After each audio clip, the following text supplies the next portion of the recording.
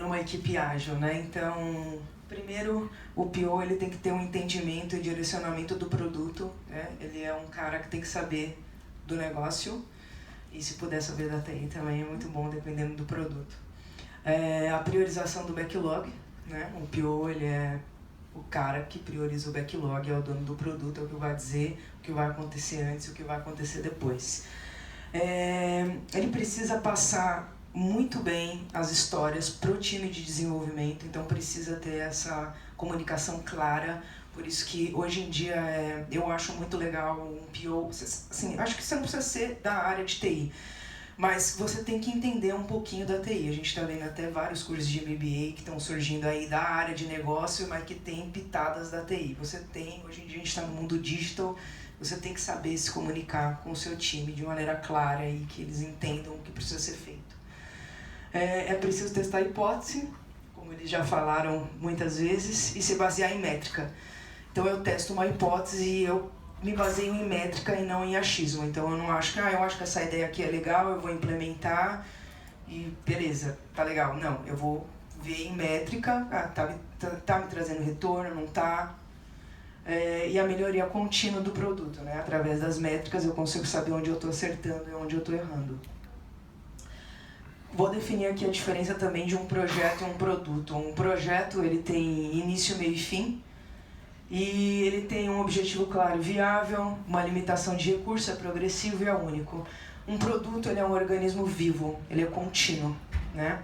Então eu trouxe até um exemplo bem básico aqui, o que seria um escopo de um produto. Então, uma casa de 2 andares, 3 quartos, cozinha, requisito técnico, um quarto de 20 metros quadrados, isso seria um escopo de produto. Um escopo de projeto, eu preciso construir uma casa em Minas Gerais. Eu preciso de infraestrutura, escavação, fundação. Então, o projeto... Todo produto tem um projeto por trás dele que olha mais para o macro. Tá? Agora a gente vai falar dos 5 estágios do PO, né? Para a gente conseguir evoluir como PO. Então, o primeiro estágio é o PO escriba, que a gente fala. Então, é o cara que psicografa requisito. Então, ele não entende muito do negócio, ele está ali só escrevendo o requisito, ele recebe uma demanda, escreve aquela demanda e passa para o time da TI. Geralmente, ele pode ser o cara que ele era analista de negócios, analista de requisitos, geralmente virou um PO. Esse cara, ele geralmente emerge totalmente do lado da TI e não tem tanto conhecimento do negócio. Uma evolução do PO escriba seria o proxy. Ele tem algumas dificuldades de esclarecer as dúvidas do time, tá? Mas ele é um cara que ele recebe a demanda e ele trabalha um pouco nessa demanda, mesmo que minimamente. Então, ele recebe, você precisa preciso que o produto tenha uma feature tal, então trabalha no detalhamento dessa feature para a gente conseguir implementar no produto. Ele não tem todas as respostas para a equipe de TI. Muitas vezes a equipe vai perguntar alguma coisa para ele, peraí que eu preciso consultar uma pessoa que sabe mais no negócio para poder responder isso. Ou seja, quem me demandou essa demanda. Uma evolução do PO Proxy é o representante do negócio, né? Digamos assim. Esse cara, ele conhece o negócio, ele já tem um conhecimento maior do negócio, mas falta autonomia para ele nas decisões, tá? Falta autonomia para ele decidir. O PO ele precisa ter autonomia. Uma evolução dele seria o sponsor. O PO sponsor, ele conhece o financeiro daquele produto. É importante você saber o financeiro do produto também, porque você precisa trazer um retorno. O produto ele existe para trazer receita, né, basicamente. Então ele é o cara que ele não é o dono da grana, mas ele tem toda a influência, ele recebe um cheque em branco e ele vai gastar aquele dinheiro de acordo com a melhoria do produto dele. E ele tem conhecimento do negócio, ele tem um profundo conhecimento do negócio. E o último estágio seria o PO empreendedor, que é o cara que geralmente está em startup, geralmente ele é o dono da startup, ele é o dono do dinheiro, ele tem total decisão sobre como ele pode gastar aquele dinheiro e ele tem total domínio do negócio também. Então, ele pode tomar decisões, ele pode, baseada no financeiro, né? Ele pode gastar aquele dinheiro, então ele consegue fluir muito melhor, ele tem total controle, ele também consegue responder basicamente todas as dúvidas do time de TI, isso flui muito melhor. A gente sabe que a gente trabalhando em empresa, a gente nunca, geralmente não vai ser o dono da grana, mas a gente tem que ter autonomia, a gente tem que ter pelo menos o controle desses cursos. Não adianta o PO ele só olhar para o produto sem saber se aquele produto traz investimento ou não e sem ter essas metas. Então é legal a gente identificar em qual passo que a gente está do PO e tentar evoluir para o passo de empreendedor. Mesmo que você não seja o dono da grana, mas que você tenha autonomia para administrar esse dinheiro e, obviamente, o produto. Então, ele tem que ter a visão estratégica, né? O PO ele tem que ter a visão estratégica. Então, ele tem que conhecer bem o negócio, estar em contato direto com o cliente é rei, ele tem que ser encantado, ele é o cara que tem que estar ali em primeiro lugar, tá? Você tem que estar alinhado com as expectativas da empresa, óbvio, né? Você tem que fazer o que a empresa quer e, basicamente, é sempre gerar receita. Medir e estipular KPI. Então você tem que pensar nos KPIs que você quer atingir para o sucesso daquele produto e você tem que medir. Medir constantemente. Então vamos falar um pouquinho aí da definição do MVP, né? Então, mínimo produto viável. Aqui muitas vezes a gente tem que pensar o que a gente pode trazer para o cliente minimamente para ele já conseguir começar a usar. Então, por exemplo, no primeiro exemplo, ele precisa de um meio de transporte, na verdade. Não adianta eu entregar só uma roda para ele não vai conseguir se locomover. Então, e se eu entregar um skate? Beleza, ele já consegue se locomover. Depois eu posso entregar um patinete, depois uma bicicleta, depois uma moto e depois um carro. Então, a gente tem que quebrar as nossas histórias, e eu vou mostrar daqui a pouquinho uma maneira que eu gosto de priorizar, e tentar entregar o mínimo com o mínimo que a gente pode fazer, com o mínimo de esforço, mas que gere valor e que ele consiga utilizar. Não adianta eu entregar só uma roda para ele. Espera aí que eu tenho que ir perto do computador. Bom, a priorização. Existem várias técnicas de priorização de backlog, tá? Eu vou passar aqui uma das que eu mais gosto. Eu costumo desenhar esse quadrante, que é o valor de negócio e o esforço, tá? E aí, post-its mesmo, é uma dinâmica isso daqui, com o PO junto, o X, os principais stakeholders daquele produto, a gente reúne todo mundo numa salinha, e aí a gente tem diversas histórias, tá? A gente mapeou diversas histórias. Então o produto vai ter feature A, B, C e D. Como que eu vou saber qual feature que eu quero primeiro e qual feature vem depois? Como é que eu priorizo? Então eu vou colando os post-its com os nomes das histórias nos quadrantes. Então, por exemplo, uma feature que tem um alto valor de negócio e um baixo esforço, ela vai estar aqui. Essa feature é ideal para ela ser priorizada em primeiro lugar. Ela tem um alto valor de negócio e o esforço para fazer ela é muito pequeno. Se eu tenho uma feature que tem um baixo valor de negócio e um esforço muito alto, ela está lá embaixo no backlog. Essa dinâmica ela funciona mais ou menos assim. Quando você tiver todas as histórias coladas aqui, você vai ter um quadro, um cenário onde você vai conseguir enxergar o que está mais aqui, certo? É o que você deve priorizar. E o que está mais para lá é o que você deve deixar para depois.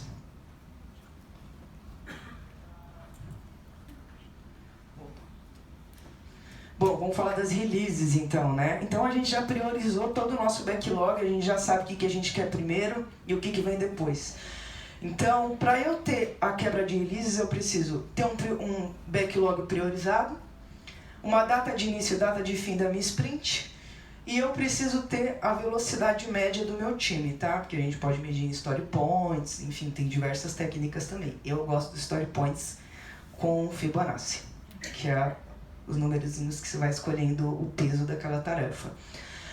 E aí como é que eu faço? Com todo aquele quadrante, você já vai ter toda a priorização do seu backlog.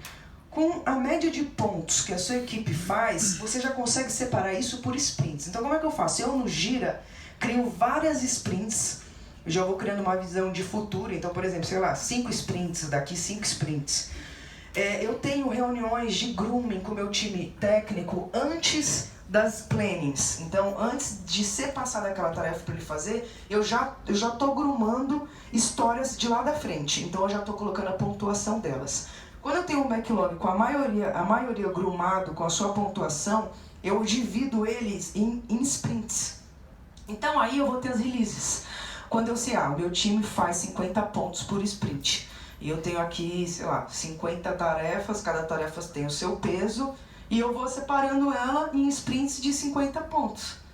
E aí eu tenho uma visão de release. Então, eu geralmente gosto de fazer releases por sprint. Eu quero entregar valor em cada sprint que eu faço. E não só isso. A gente pensa em deploy contínuo, por exemplo, de vamos fazer um deploy quando a sprint acaba. O legal não é nem quando a sprint acaba, o legal é, você terminou a história, você tem uma esteira de deploy contínuo tão lisa e boa que você consegue terminar uma história e já colocar em produção. Então você consegue agregar valor para o cliente até antes da sua sprint terminar. Então é dessa maneira que eu divido as minhas releases. Agora vamos falar de melhoria contínua, né? Então a gente tem um projeto priorizado, tá? A gente sabe que a gente tem que fazer aquelas tarefas. Aí vem a parte de UX, onde a gente faz protótipos, inceptions. Nessa parte, quando a gente já tem um protótipo, a gente tem que validar com o usuário final. Eu não posso colocar para rodar o meu time de desenvolvimento um protótipo que não foi validado, porque pode ser um trabalho desnecessário. De repente eu coloco para desenvolvimento, devolver, o cara falar, não era nada disso que eu queria, entendeu? Então é muito importante estar validando com o usuário nessa etapa. Porque aqui eu não tenho retrabalho, eu só vou fazer rodar o meu time de desenvolvimento. É muito mais fácil a gente mudar um protótipo, que é design, uma tela muito mais simples, do que eu mudar um sistema que eu tenho que codificar, enfim, é muito mais complexo. Então, eu só rodo no meu time depois que isso foi validado e o cliente falou, não, é isso que eu quero. Beleza, a gente vai rodar a sprint, no final da sprint a gente tem a reunião de review, onde eles vão mostrar o que eles estão fazendo. Geralmente, o PO somente com a equipe de tecnologia que participa da reunião de review. Eu tenho feito as minhas reuniões de review diferente. Eu chamo uma pessoa, um usuário, para participar dessa reunião de final de sprint. No nosso caso, por exemplo, um dos projetos que eu toco lá é visualização de exames, tanto em aplicativo quanto versão web, e o público é os médicos. Então, na minha reunião de review, eu chamo um médico para que ele valide o que foi feito naquele sprint. E só depois eu boto em produção. Então, quer dizer, eu não coloco em produção para depois validar com o usuário. Eu procuro validar antes. E aí, a gente tira a melhoria contínua através da validação. A gente vai ver o que a gente está errando, o que não está, e a gente vai melhorando, vai melhorando, vai melhorando. Então, é basicamente esse processo.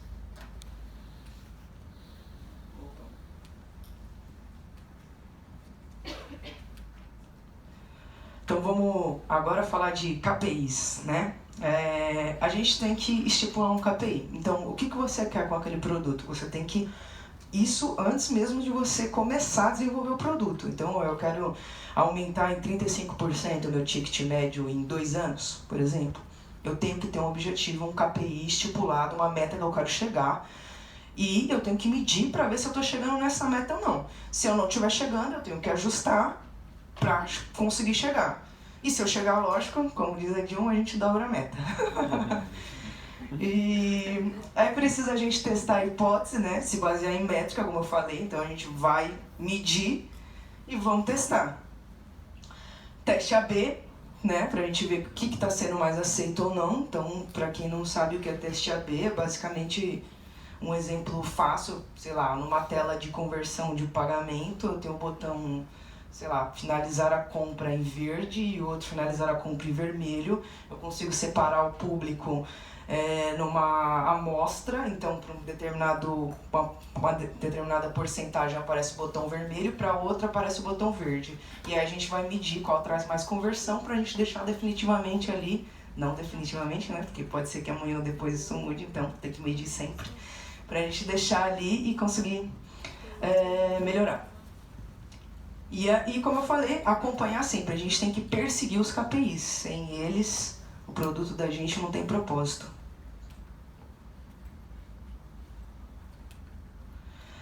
E aí, qual que é o papel do PO, né, na transformação digital? Então, ele está envolvido em todo o processo, a gente recebe uma demanda e a gente está em todo o processo até o final dessa demanda. Então a gente tem que pensar em inovação, a gente tem que pensar fora da caixa, a gente tem que pensar em soluções paperless. Vou dar um exemplo aqui de novo da DASA. Quando você vai no laboratório hoje fazer um exame, geralmente ela vai te dar um papel, um protocolo que é um usuário, uma senha para você pegar o seu exame depois na internet. Uma das, assim, além de assim não ser digital, que a gente gasta com o papel, e o papel é facilmente, você pode perder facilmente o papel, a gente tem um gargalo enorme. A gente tem um call center que uma das maiores incidências de ligação no call center é de pessoas que perderam o papel e precisam saber o login e a senha dela para poder acessar o exame. Então, inclusive, a gente está rodando essa solução atualmente. A gente está abolindo o papel e a gente vai mandar esse protocolo, vai passar a mandar esse protocolo via WhatsApp, ou e-mail, ou SMS, ou como a pessoa escolher, e ela vai ter sempre ali de maneira digital, ela não vai perder, ela tem como guardar aquilo. A gente economiza em papel, a gente economiza com as ligações, a gente tem um call center com mais de 2.000 pessoas atendendo, então é economia, tá? E a gente automatiza o processo. Pô, quem gosta aqui de guardar um papel? Não é muito mais fácil deixar guardado lá no e-mail ou no seu WhatsApp, enfim, você pegar quando você quiser. Um papel é muito velho, né, gente? Já foi. Pensar em corte de recursos, né? Com ganho em automatização e digitalização. Quando a gente fala de corte de recursos, às vezes pode parecer um pouco malvado, né? Que a gente fala, cortar pessoas, muitas vezes, né? Mas a gente tem que pensar que a gente está vivendo uma transformação digital no mundo todo, não é só nas nossas empresas. Então, cargos que hoje existem, amanhã não vão mais existir, porque vão surgir outros cargos. Então, um outro exemplo que a gente está fazendo também de corte de recursos, a gente tem uma meta para cortar grande parte dos operadores de telemarketing da DASA. Por quê? A gente quer que você marque um exame através do WhatsApp, a gente quer que você marque um exame digital, de maneira digital, enfim, através do site. Também, quem aqui gosta de ligar para um call center, ficar ouvindo musiquinha para agendar um exame? Puta coisa chata, né? Pô, se você puder mandar uma mensagem ali no WhatsApp, preciso agendar uma ressonância pro dia tal, não sei o quê. Aí você vai fazer suas coisas, daqui a pouco a atendente, quando você puder, você vai olhar lá de novo, daqui a pouco tá tudo marcado. É muito mais simples, isso encanta o cliente. Ninguém gosta de ficar ligando em call center. E isso, pra DASA, além de ir encantando o meu cliente, eu tô cortando recurso, eu tô gerando receita pra empresa, entendeu? Então, é triste, mas é um mal necessário. Então a gente, como eu falei, pensar sempre no aumento da receita. Qual que é o benefício que traz para a empresa? Essa demanda que eu estou trazendo, que benefício que ela traz para a empresa? Qual que é a receita? Eu, como PO, eu tenho que pensar nisso, eu tenho que trazer dinheiro para a empresa. Não adianta eu rodar uma demanda que só vai satisfazer o cliente por si só, entendeu? Se ela satisfazendo o cliente por si só, de alguma maneira, pelo menos eu vou ter mais clientes e vai me trazer mais receita. Então eu sempre tenho que pensar em números. Isso é essencial, tá? Como eu falei, o cliente é rei, encante o cliente, a experiência faz toda a diferença. Então, quer dizer, se você tem a oportunidade de ir num laboratório, de repente o seu convênio ele atende um laboratório que você tem que ligar lá num call center e o outro laboratório que você pode mandar um WhatsApp para marcar seu exame. Você vai fazer em qual? Você vai fazer no mais fácil para você.